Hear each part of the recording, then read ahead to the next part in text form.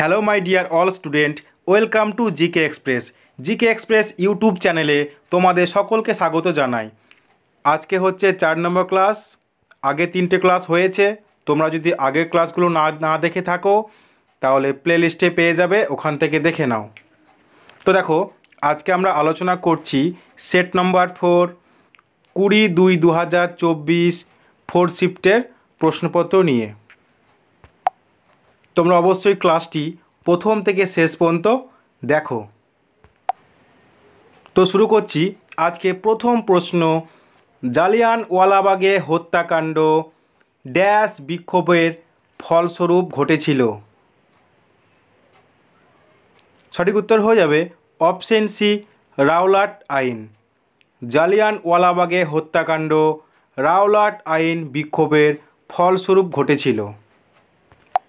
Next প্রশ্ন, রাজ্যসভার chairman কোনো কারণে অনুপস্থিত থাকলে চেয়ারম্যানের দায়িত্ব কে পালন করেন। সঠিক উত্তর হয়ে যাবে অপশন সি, রাজ্যসভার ডেপুটি চেয়ারম্যান। রাজ্যসভার চেয়ারম্যান কোনো কারণে অনুপস্থিত থাকলে রাজ্যসভার ডেপুটি চেয়ারম্যানের দায়িত্ব পালন করেন। নেক্সট প্রশ্ন, ভারতে একাদশ পঞ্চবার্ষিক পরিকল্পনার সময়কাল কত ছিল। সঠিক উত্তর হয়ে যাবে অপশন ডি, 2007 থেকে 2012। নেক্সট প্রশ্ন, ব্যাংকিং নিয়ন্ত্রণ আইন কবে পাস হয়।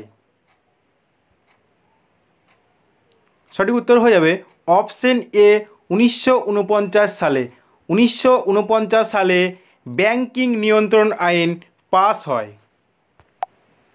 নেক্সট প্রশ্ন, আগা খান কাপ নিচের কোন খেলার সাথে সম্পর্কিত। সঠিক উত্তর হয়ে যাবে option D, hockey. Aga Khan cup hockey খেলার সাথে সম্পর্কিত। নেক্সট প্রশ্ন, ভারতে কোন ধর্মের জনসংখ্যা সংখ্যাগরিষ্ঠ।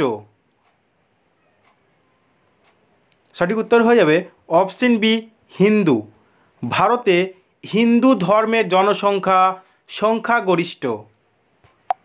নেক্সট প্রশ্ন, 2023 সালে জুন মাসে নিম্নলিখিতগুলির মধ্যে কাকে স্পিনোজা পুরস্কার দিয়ে সম্মানিত করা হয়েছে। সঠিক উত্তর হয়ে যাবে অপশন ডি, জয়িতা গুপ্তা। 2023 সালে জুন মাসে জয়িতা গুপ্তাকে স্পিনোজা পুরস্কার দিয়ে সম্মানিত করা হয়েছে। নেক্সট প্রশ্ন, 2011 সালের জনগণনা অনুসারে নিচের কোনটি ভারতের সবচেয়ে কম জনবহুল রাজ্য। সঠিক উত্তর হয়ে যাবে অপশন বি, সিকিম। 2011 সালের জনগণনা অনুসারে ভারতের সিকিম রাজ্য হল সবচেয়ে কম জনবহুল রাজ্য। নেক্সট প্রশ্ন, ভারতীয় সংবিধানের নিচের কোন অংশটি রাষ্ট্রীয় নীতির নির্দেশমূলক নীতির সাথে সম্পর্কিত। তো দেখো, এই প্রশ্নের সঠিক উত্তর হয়ে যাবে অপশন বি, পার্ট 4-এ। ভারতীয় সংবিধানে পার্ট 4 অংশটি রাষ্ট্রীয় নীতির নির্দেশমূলক নীতির সাথে সম্পর্কিত। নেক্সট প্রশ্ন, কোনো টেনিস খেলায় যদি দুই দলের খেলোয়াড় যদি 40-40 স্কোর করে তবে তাকে ড্যাশ বলা হয়। তো দেখো, এই প্রশ্নের সঠিক উত্তর হয়ে যাবে অপশন বি, ডিউস। কোনো টেনিস খেলায় যদি দুই দলের খেলোয়াড় যদি 40-40 স্কোর করে তবে তাকে ডিউস বলা হয়। নেক্সট প্রশ্ন, বিখ্যাত হর্নবিল উৎসব নিম্নলিখিতগুলির মধ্যে কোন উপজাতির সাংস্কৃতিক অনুষ্ঠান। সঠিক উত্তর হয়ে যাবে অপশন এ, নাগা। বিখ্যাত হর্নবিল উৎসব নাগা উপজাতির সাংস্কৃতিক অনুষ্ঠান। নেক্সট প্রশ্ন, মান্ডারি নৃত্যের সাথে সম্পর্ক নিম্নলিখিত কোন রাজ্যের সাথে। সঠিক উত্তর হয়ে যাবে অপশন সি ঝাড়খণ্ড। নেক্সট প্রশ্ন, সবুজ বিপ্লব হয়েছিল 1965 সালে ড্যাশ পঞ্চবার্ষিক পরিকল্পনার 1961 থেকে 1966 সালের মাঝামাঝিতে। তো দেখো এই প্রশ্নের সঠিক উত্তর হয়ে যাবে অপশন বি তৃতীয়। সবুজ বিপ্লব হয়েছিল 1965 সালে তৃতীয় পঞ্চবার্ষিক পরিকল্পনার মাঝামাঝিতে। নেক্সট প্রশ্ন, নিচের কোন দেশের উত্তর পশ্চিমে ভারতের সাথে সীমান্ত রয়েছে? নিচের কোন দেশের উত্তর পশ্চিমে ভারতের সাথে সীমান্ত রয়েছে? সঠিক উত্তর হয়ে যাবে অপশন এ আফগানিস্তান ও পাকিস্তান।